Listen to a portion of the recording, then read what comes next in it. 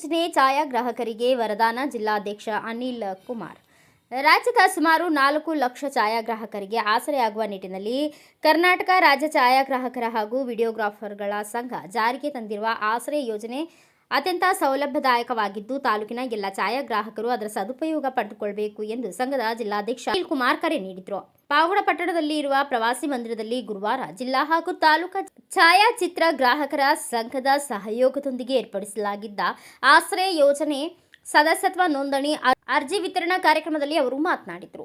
ಕುಟುಂಬದ ನೆರವಿಗೆ 1 ಲಕ್ಷ ಪರಿಹಾರ. ಛಾಯಾಗ್ರಾಹಕರು ನಿರಂತರ ಕೆಲಸದ ಒತ್ತಡ, ಅನಾರೋಗ್ಯ ಅಥವಾ ಆಕಸ್ಮಿಕವಾಗಿ ಸಾವಿಗೀಡಾದರೆ ಅವರ ಕುಟುಂಬಕ್ಕೆ ಆರ್ಥಿಕ ಭದ್ರತೆ ಒದಗಿಸುವ ನಿಟ್ಟಿನಲ್ಲಿ 1 ಲಕ್ಷ ರೂಪಾಯಿ ಪರಿಹಾರ ನೀಡಲು ಈ ಯೋಜನೆ ರೂಪಿಸಲಾಗಿದೆ.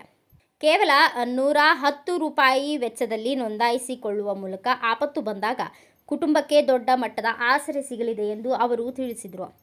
ಇದೇ ವೇಳೆ ತಂತ್ರಜ್ಞಾನದ ಯುಗದಲ್ಲಿ ಛಾಯಾಗ್ರಾಹಕರು ಎದುರಿಸುತ್ತಿರುವ ದೈನಂದಿನ ಸವಾಲುಗಳು ಹಾಗೂ ಸಂಘದ ವಿವಿಧ ಕಲ್ಯಾಣ ಯೋಜನೆಗಳ ಕುರಿತು ಸಮಗ್ರ ಮಾಹಿತಿ ನೀಡಿದರು. ಕಾರ್ಯಕ್ರಮದಲ್ಲಿ ಸಂಘದ ಕಾರ್ಯದರ್ಶಿ ರಮೇಶ್, ಕೆಪಿಎ ನಿರ್ದೇಶಕ ನವೀನ್, ಜಿಲ್ಲಾ ಉಪಾಧ್ಯಕ್ಷ ಸಿದ್ದೇಶ್, ನಿರ್ದೇಶಕ ವೀರಭದ್ರಯ್ಯ, ತಾಲೂಕು ಅಧ್ಯಕ್ಷ ಎಚ್ ತಿಮ್ಮರಾಜು, ಉಪಾಧ್ಯಕ್ಷ ರಾಯ್ಡು, ಕಾರ್ಯದರ್ಶಿ ಚಂದ್ರಶೇಖರ್, ವೆಂಕಟೇಶ್, ಸ್ಟುಡಿಯೋ ಅಮರ್, ಹರಿ, ಪರಮೇಶ್, ನಾಗರಾಜು, ತಿರುಮಲೇಶ್, ರಂಗನಾಥ್, ಲಕ್ಷ್ಮಣ್, ಪ್ರಕಾಶ್, ಕೃಷ್ಣ, ನಾಗೇಶ್ ಸೇರಿದಂತೆ ತಾಲೂಕಿನ ಹಲವಾರು ಛಾಯಾಗ್ರಾಹಕರು ಉಪಸ್ಥಿತರಿದ್ದರು.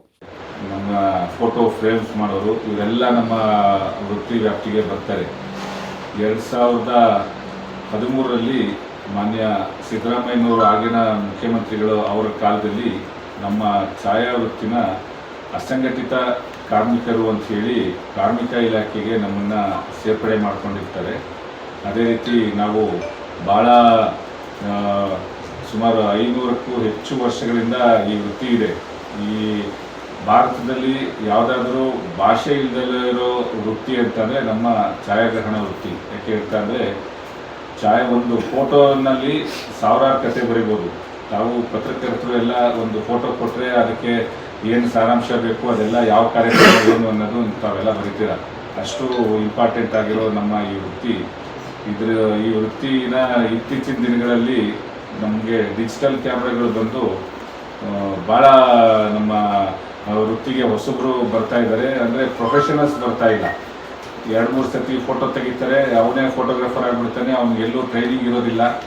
ಈ ರೀತಿಯವರೆಲ್ಲ ಬಂದು ನಮ್ಮ ವೃತ್ತಿ ಬಾಂಧವರಿಗೆ ಭಾಳ ತೊಂದರೆ ಆಗಿದೆ.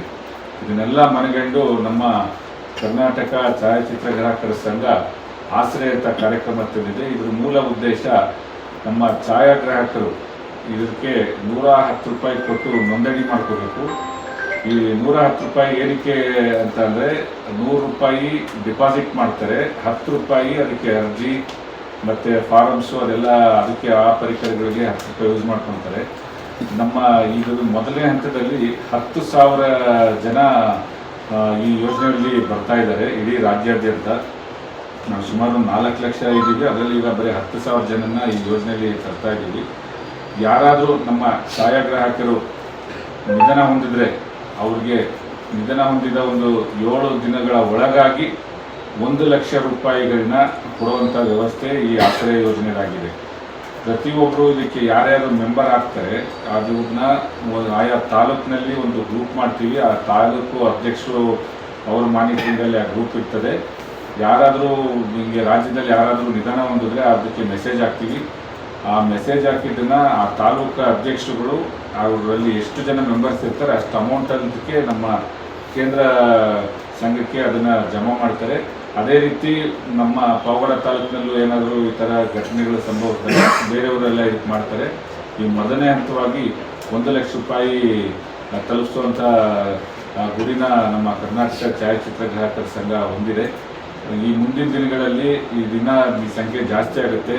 ನಮ್ಮ ಪ್ರಕಾರ ಒಂದು 2 ಲಕ್ಷ ಜನ ಈ ಯೋಜನೆಯಲ್ಲಿ ಬರ್ತಾರೆ.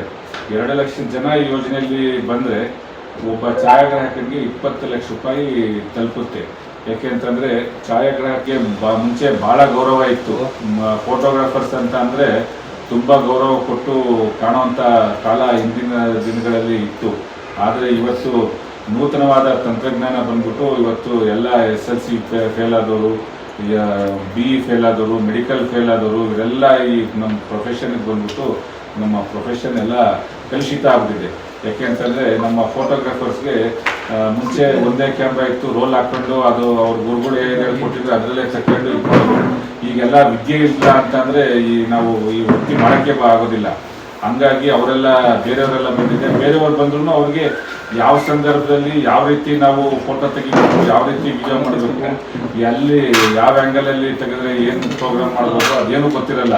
ಸುಮ್ಮನೆ ಮಕ್ಕಿನಲ್ಲಿ ಮಾಡ್ಕೊಂಡು ಹೋಗ್ತಾ ಇದ್ದಾರೆ. ಅದರಿಂದ ಈ ಕಾರ್ಯಕ್ರಮ ಯಾರು ತಾಲೂಕು ಸಂಘದಲ್ಲಿ ನೋಂದಾಯಿತರಾಗಿರ್ತಾರೆ ಅವ್ರಿಗೆ ಮಾತ್ರ ಇದು ಪ್ರಯೋಜನ ಸಿಗುತ್ತೆ. ಯಾರು ಮೆಂಬರ್ಶಿಪ್ ಆಗಿರಲ್ಲ ಅವ್ರಿಗೆ ಈ ಯೋಜನೆ ಸಿಗೋದಿಲ್ಲ. ಅದರಿಂದ ಇದನ್ನೆಲ್ಲ ನಾವು ಆಗಲೇ ಒಂದು ತಿಂಗಳಿಂದನೇ ನಾವು ಜಿಲ್ಲಾ ಮಟ್ಟದಲ್ಲಿ ಎಲ್ಲ ತಾಲೂಕು ಅಧ್ಯಕ್ಷರುಗಳನ್ನ ಕರೆಸ್ಕೊಂಡು ನಮ್ಮ ಪಾವಗಡದಿಂದ ನಮ್ಮ ಜಿಲ್ಲಾ ನಿರ್ದೇಶಕರು ರಘು ಅವರು ಬಂದಿದ್ದರು. ಎಲ್ಲ ವಿವರಣೆ ಮಾಡಿ ವಿಚಾರ ತಿಳಿಸಿದ್ದೀವಿ.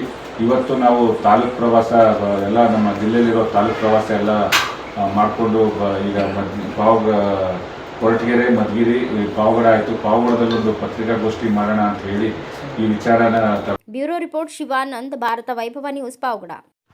Thanks for watching. Read, discuss and debate with editor Dr. Yan Prashant Rao. Wanted reporters in print, digital and visual media for Bharat Vaibhav Daily Newspaper, BV News 5 Channel and BV Fast Web News from all the talukas of Karnataka, Goa and Maharashtra.